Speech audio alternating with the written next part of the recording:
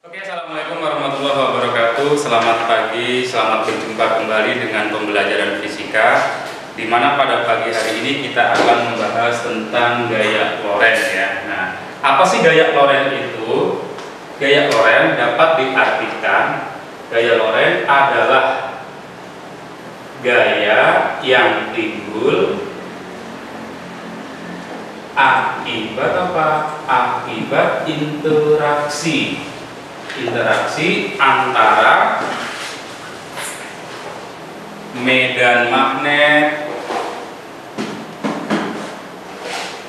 kemudian ada arus listrik, dan bisa juga interaksi antara medan magnet dengan muatan listrik, yaitu yang disebut dengan gaya Lorentz. Sehingga secara matematis, kalau begitu gaya Lorentz itu F sama dengan B dikali I dikali L. Nah, ini yang disebut dengan gaya Lorentz-nya. Nah, untuk menentukan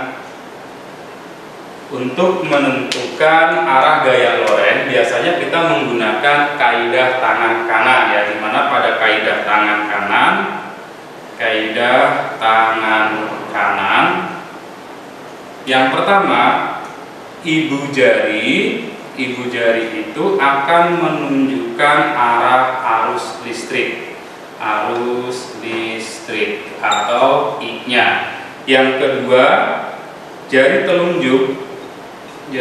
telunjuk menunjukkan arah medan magnet B-nya. Yang ketiga, jari tengah. Nah, ini jari tengah menunjukkan arah dari si gaya Lorentz. Nah, kalau kita gambarkan berarti ingat, ketiga jarinya itu harus saling tegak lurus, di mana ibu jari arah arus listrik, jari telunjuk menunjuk medan magnet, dan jari tengah ini menunjukkan arah dari gaya Lorentz. Nah, ketiganya harus saling tegak lurus.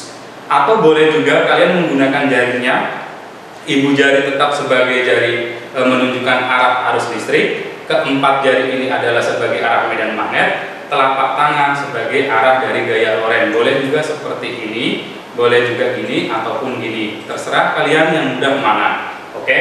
Nah, di mana di sini juga ada perjanjian. Perjanjian yang pertama, jika pada gambar itu diberi dot, ini artinya dia keluar bidang.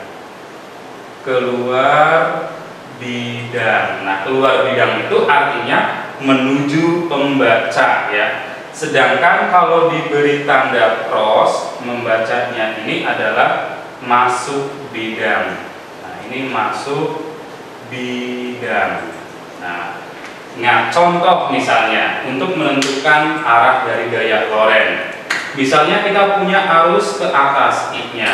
Nah, kemudian medan magnetnya di sini adalah cross. Kemanakah arah gaya Lorentz? Kalau kita gunakan kaidah tangan kanan, arusnya ke atas, gini kan ibu jari menunjukkan arah arus listriknya. Kemudian tanda cross itu masuk bidang. Anggap saja ini adalah bidangnya. Berarti si keempat jari itu kita masukkan ke arah sana. Nah, inilah maka arah gaya Lorentz-nya kemana? Pastinya ke kanan. Dia B-nya, F-nya ke sana ya. Ini nilai F-nya, ini adalah gambar dari si B-nya. Oke, contoh lagi. Kemana arah gaya Lorentz apabila arusnya tetap masih ke atas, tetapi di sini medan magnetnya diberi tanda dot ya, B-nya. Nah, kalau dot itu berarti kan dia keluar bidang, arus ke atas, keluar bidang, gini kan.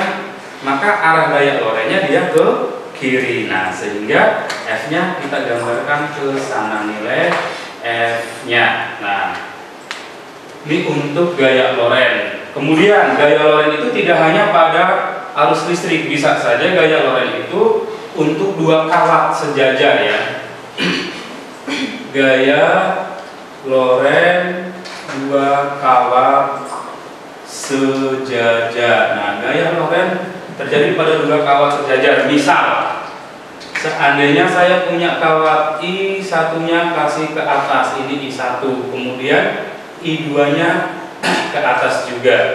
Tetapi di sini dikasih medan magnetnya cross dan di sini diberi medan magnet dot.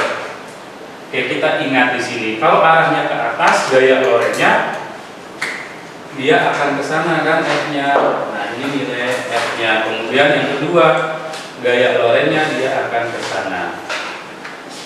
Kemudian kalau misalnya arusnya satu ke bawah, tetapi di sini tandanya dot, kemudian satu lagi arusnya ke atas, di sini diberi tanda cross. Nah, berarti di sini apa terjadi?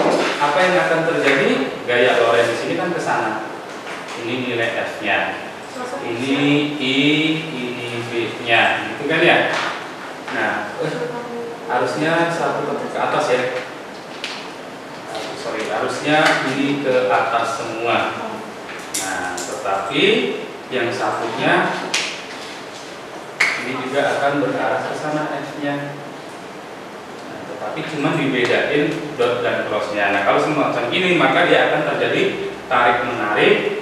Nah, sehingga besarnya gaya Lorentz F sama dengan B kali gaya Lorentz-nya berarti mu I1 kali I2 dibagi 2 pi kali A dikalikan dengan L. Nah, ini untuk gaya Lorentz pada kawat yang sejajar, dua kawat sejajar ya. Nah, kalau kita ingat mu I dibagi 2 pi A ini kan tidak lain dari nilai B-nya, sehingga muncul lagi balik persamaan B kali I kali R. Nah, ini juga bisa digunakan ya. Oke.